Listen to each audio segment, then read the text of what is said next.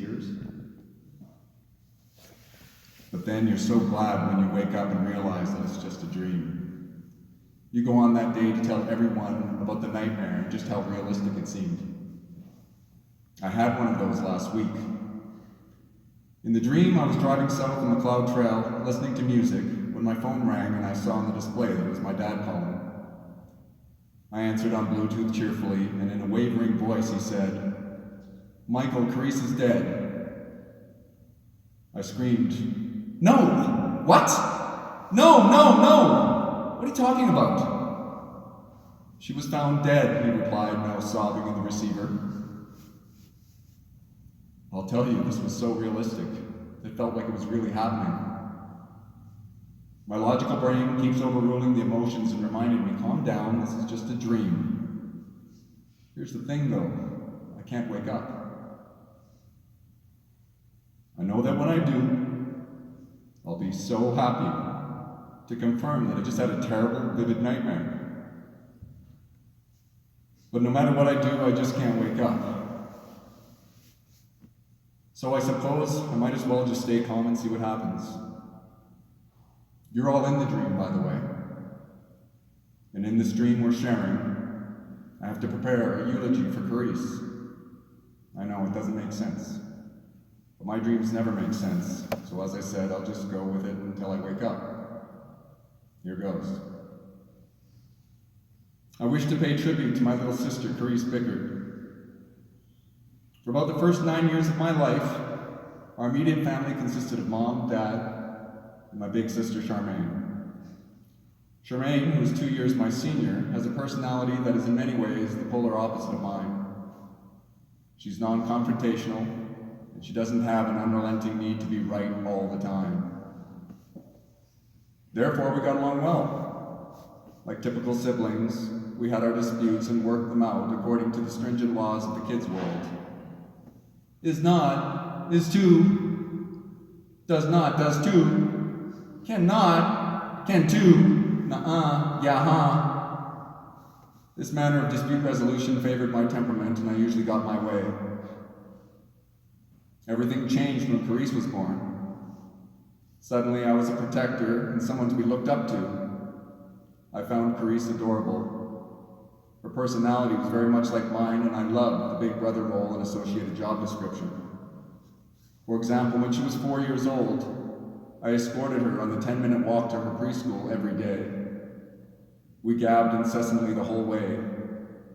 I taught her elaborate secret handshakes, dubbed her with a myriad of nicknames, and forced her to memorize and recite limericks I composed that were intended to simultaneously degrade a local bully and pacify my desire to get even with him.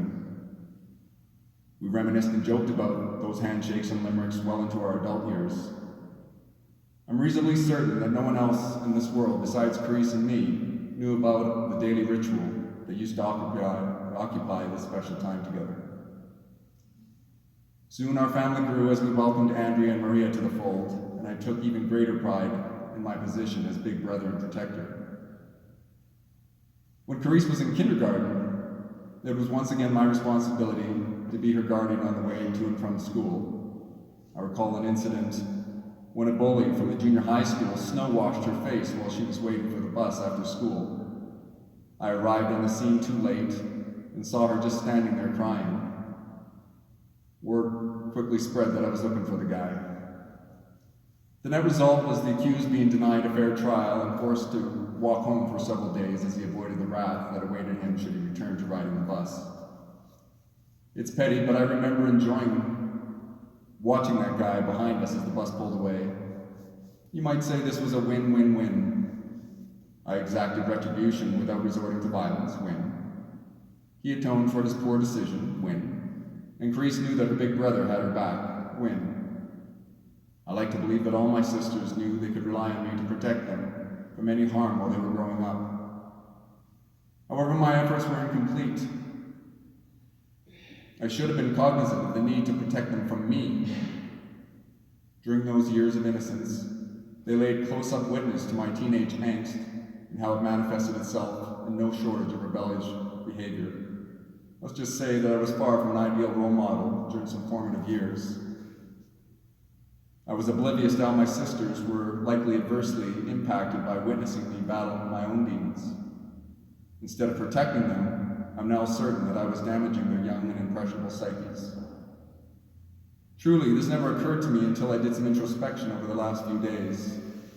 My younger sisters put me on a pedestal, and I was completely ignorant of the negative influence of my immature carousing. Time marches on and things change. I got married and started my own family at a young age.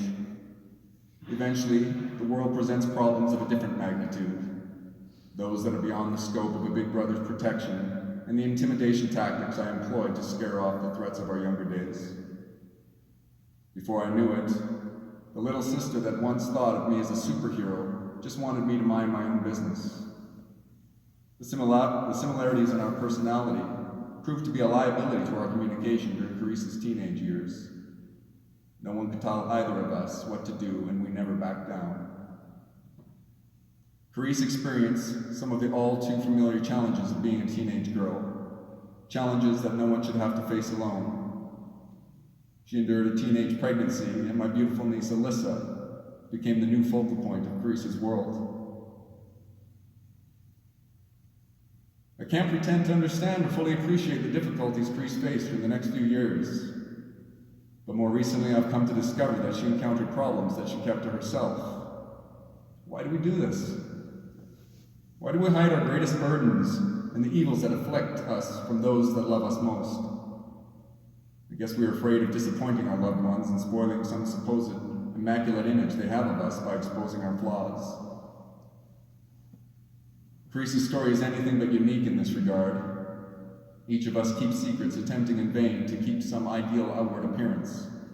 In doing so, we sink deeper into darkness and fail to experience the help and healing we need.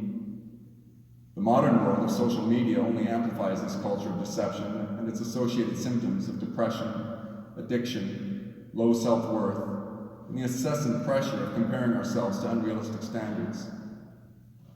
If the tragedy of Careese's death can help anyone to look closer at their own lives and those of their loved ones, and to bring to light some wounds that need healing, there may be a glimmer of a silver lining. My prayer for you is that you spend some time in introspection and use this experience as an impetus to strengthen those relationships most important to you. If you are masking an internal struggle and afraid to share it with your loved ones, consider the alternative. It all comes to light in the end.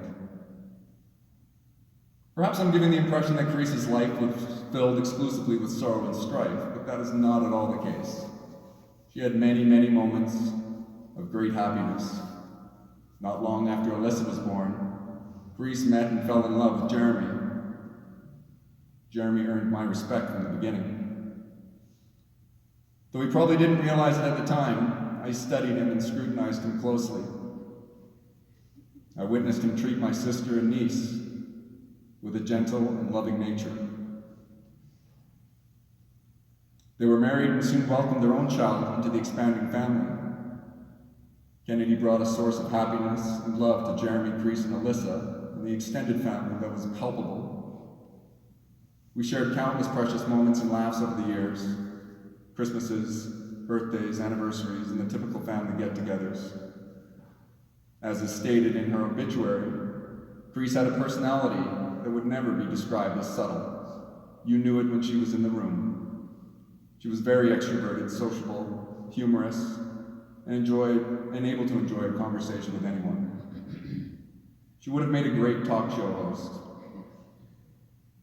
Careese's genuine nature was unique and refreshing in a world filled with pretense. This is something that I observed and truly admired. I hope others appreciated it. When speaking with her, you could feel that she wasn't superficial. Instead, she was humbly content to let the conversation focus on your concerns and had no problem laughing at herself. And every now and then, she'd insert some incredible insight or wisdom into the dialogue. She visited me at my home just before Christmas, and when she learned of a personal problem that was dominating my life, she told me to avoid prayers of supplication before going to bed, so that I didn't lay awake focused on my problems. She advised me to pray in a more general way before sleep. I recall being stunned by the simple yet ingenious truth to that advice. And since then, I do just that. I don't specify my problems in prayer supplications before sleep. Save it for the morning or midday. It absolutely makes a difference. She was truly a delight to be around and easily made friends. Yet she was tormented and struggled with a recurring darkness in her life. Those closest to her witnessed this struggle and the associated destruction. When she gave me that helpful advice before Christmas, she was experiencing some pretty challenging personal problems of her own. She only mentioned one or two of them as an afterthought. During her times of pain in life, she always seemed determined to rise above it and better herself. Careese was tenacious, and she was the great paradox, loving and accepting of everyone, yet yearning to feel loved or good enough to be loved. Again, it is confusing to try to make sense of how so much love can be tainted by inner darkness, doubts, and torments. In retrospect, it is tragic that we were all unable to leverage this love into much-needed healing. So I'll reiterate, invest the requisite time to strengthen those relationships most important to you. Also, reach out to others if you are hiding your suffering. Don't wait. Don't deceive yourself. Don't let pride stand in your way. I promise you that someone is ready to love you without judgment. Do you ever view other people or families as perfect or ideal? In my naivete, I used to do this all the time. I've come to know that we are all broken in some way, excepting the Holy Family, Jesus, Mary, and Joseph. There is no such thing as an ideal family. Not only are people not perfect, they are also not nearly as great as they seem on Instagram.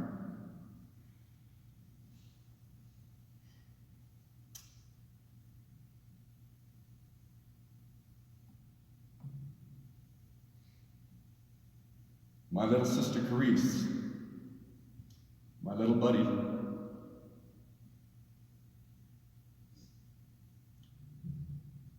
that thought of me as her superhero is no longer around for me to tell her that I love her immensely. Despite her flaws. I wanted to so badly, but I couldn't protect her from the perils of this world. There are others sitting here right now that are hurting in ways that you don't know. Don't make the mistake I did. Don't rely on them reaching out to you in hopes that it still matters. I will say, I love you so much, Careese, my little buddy. You were always good enough.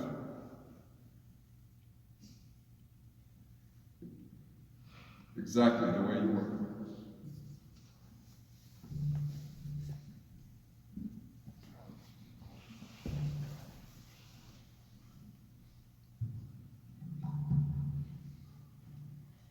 It goes without saying that my mother was an exceptionally gifted woman. She was young, carefree, lighthearted, and free-spirited. A face you can never forget, and a presence even less forgettable. At just 17, she gave birth to me, and at 24, my little brother Tyler. Adding to the many things in her life she was so incredibly proud of. From the moment she first held me in her arms, she loved me fiercely. And through my life, she has taught me how to love just the same. She has taught me resilience, courage, and more importantly, strength, and because of her, I can make it through today. Thank you for showing me how important it is to live in the moment, to take each day as it comes, and to never take yourself too seriously. Thank you for being my favorite person to laugh with, my shoulder to cry on, and my creative muse. It's no secret we had our ups and downs, but so much of the woman I am today is because of you. And I'm so proud to have had you as my mother despite it all. My mother was taken entirely too soon from us, but those who knew my mom knew she did not want to turn 40, so I will spend the rest of my life missing you, loving you, and honoring you in every way that I can. If you're struggling with addiction and mental illness, or know someone who's struggling in any way, Please seek help, and please be patient with yourself. You are loved, you are not alone, and you can overcome it. Lean on the ones offering support, and let the people who fight every day to be there for you be there. The drugs don't love you. The alcohol doesn't love you. The people fighting for you every second of every day love you. Go home to them, turn to them, and embrace them. Every waking moment that your heart is beating, you are being given the chance to live the life you deserve, and I hope you do not take that for granted.